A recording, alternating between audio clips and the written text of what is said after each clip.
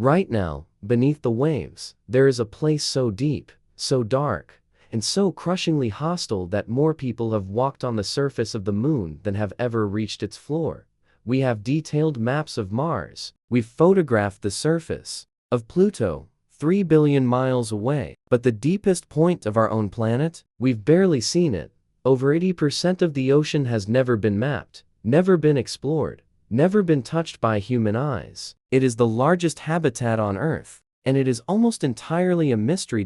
So tonight, we're going all the way down, past the sunlight, past the monsters, past the point where the pressure could crush a steel submarine like an empty can, to find out what's really waiting at the bottom of the ocean. Our journey starts in the part you already know, the sunlight zone. This is the thin blue ribbon at the top of the ocean, only about 200 meters deep. Almost every animal you've ever seen in a nature documentary lives right here. It's beautiful, it's warm, it's full of life. But here's the unsettling part. This bright, friendly layer is less than 5% of the ocean's total volume. Everything else, 95% of the living space on this planet, is below us. And it gets stranger with every meter we sink. At 200 meters, we cross into the Twilight Zone. The warmth is gone. The color is gone. Only a faint, ghostly blue light filters down here, and even that disappears completely by 1,000 meters. This is where the ocean starts to feel alien. The creatures here have a problem. There's almost no light to see by, so they made their own. Most animals in the deep ocean can glow, a trick called bioluminescence. They use it to hunt, to hide, to find a mate, and to lure prey straight into their jaws. And here's a number that's hard to believe. Scientists estimate that bioluminescence isn't rare down here. It might be the most common form of communication on the entire planet. But this is also where things start to get dangerous, because something is rising up to meet us. Welcome to the Midnight Zone. From here down, there is no sunlight at all, ever. It is permanently, absolutely dark, and it is the largest living space on Earth. The pressure here is over 100 times what you feel at the surface. The temperature hovers just above freezing, and food is almost impossible to find. So the animals that survive here have become nightmares of efficiency. Take the anglerfish. She dangles a glowing lure in front of a mouth full of needle teeth, waiting in the dark for anything to get curious. And the male? He's a fraction of her size. When he finds a female, he bites onto her body and never lets go. Over time, his body literally fuses into hers, dissolving until he's nothing but a permanent source of fertilization. In the deep ocean, even romance is horrifying.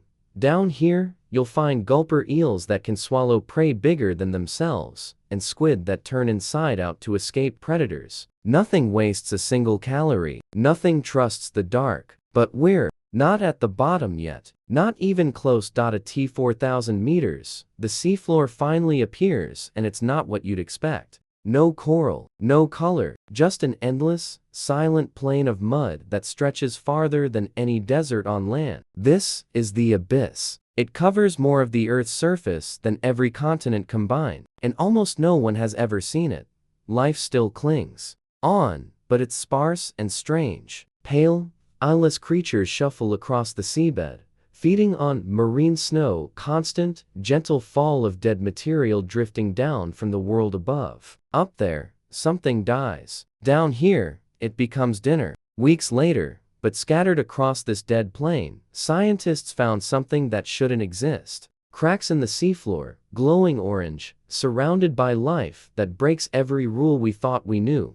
These are hydrothermal vents, cracks where the planet's internal heat boils out into the freezing water. And here's why they changed science forever. Every ecosystem you've ever learned about runs on sunlight. Plants turn sunlight into energy, animals eat the plants, and so on. No sun, no life. That was the rule.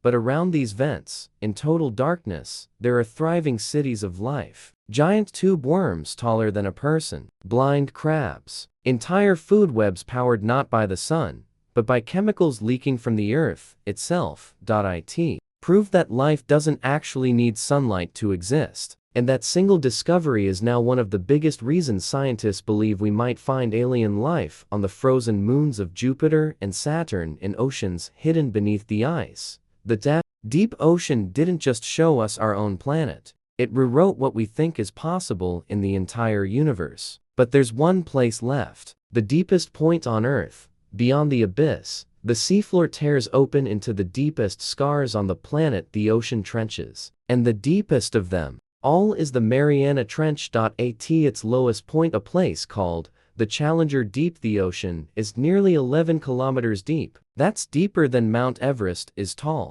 You could drop the tallest mountain on Earth into this trench, and its peak would still be over 2 kilometers underwater. The pressure down here is unimaginable, over 1,000 times the surface. It's the equivalent of balancing 50 jumbo jets on top of you. Nothing we build easily survives it. And yet, even here, there is life. At the very bottom of the world, scientists found small, ghostly fish drifting calmly through the most extreme environment on the planet, as if it were nothing.